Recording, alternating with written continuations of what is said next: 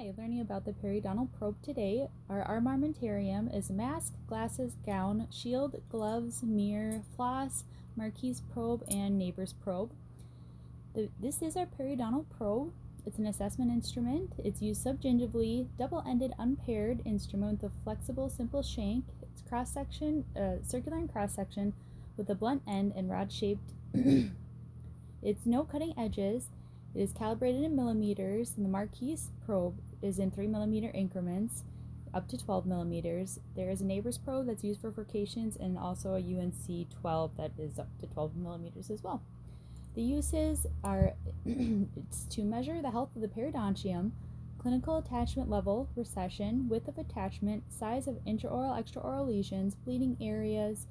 It determines the mucogingival relationship, monitors longitudinal response of the periodontium to treatment, and measures pocket and sulci depths.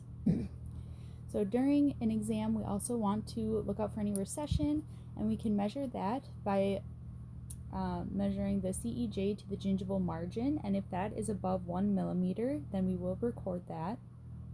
We also want to do a tension test, and we ask the patient to relax and pull the lip forward and side to side and pay attention to those front end, how they're pulling on that attached gingiva, on the free gingiva. And if that moves or displaces, then we know.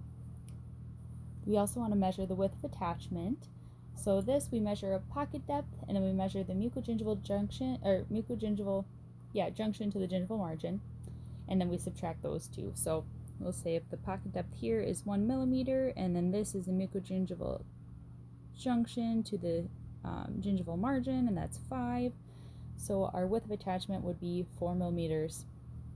And mobility as well, we want to use 2 blunt-ended instruments, like a mirror and a cotton pliers. And we just want to move the tooth buccal lingually to see how it's moving.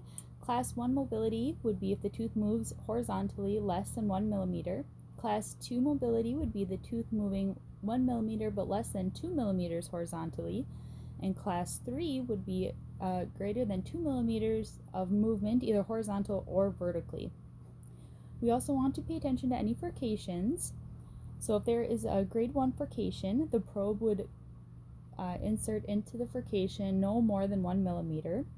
Class 2 furcation would be a probe inserting more than 1 millimeter, about 1/3 of the tooth's width. And then class 3, the mandibular teeth, the probe would pass all the way through between the roots, and then on the maxillary, the probe would pass through the roots and hit the palatal root, and this is only seen radiographically. And class 4 is the same as class 3, however, you are able to see that clinically as well. And we do want to evaluate for open contacts, and with that, we just use some floss. If we can hear that little snap, that's a great contact, and if it just slides in and out really easily, that would be an open contact. So before we start probing with our patients here, we want to ask them if they have had any history of periodontal disease or any concerns with their gum tissue. And then we will begin on the upper right at number 1, probe the buccals to number 16, and then we go on lingual 16, probe all the way to 1, back then down to 32 buccals, all the way to 17 buccal, and then 17 lingual, and on 32 lingual.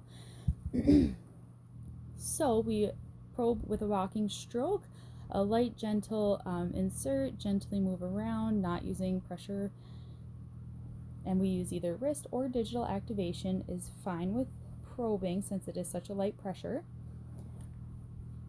So we use the lateral side of the probe, stays in contact with the tooth the whole time. We're moving in 1 millimeter horizontal strokes, 1 millimeter walking strokes, and then vertically we only move about 1 to 2 millimeters. So we will start at number 8 here. So we'll be doing 8 lingual. I'm sitting at the 12 o'clock position. My patient is supine, and the light is over their chest, angled up to the maxillary arch.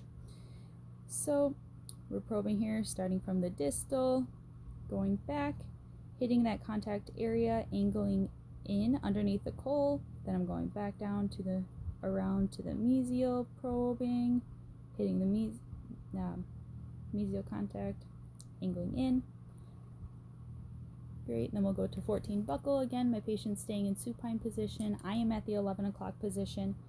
I'm retracting my patient's cheek with my mirror, getting a solid fulcrum. And then I'm starting at the mesial since we're going from right to left, getting that reading around in. And then 24 facial. So we'll come lingual, and we're ending on 32, and we'll end up on 24 facial here. So I am at the 8 o'clock position. My patient is now semi-supine, and the light is directly over the mandibular arch. So I palm grasp my mirror, hold their lip down. 24. In. In.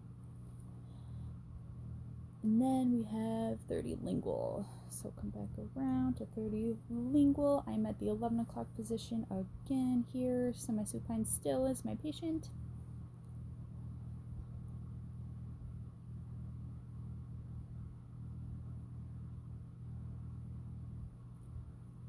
Very good.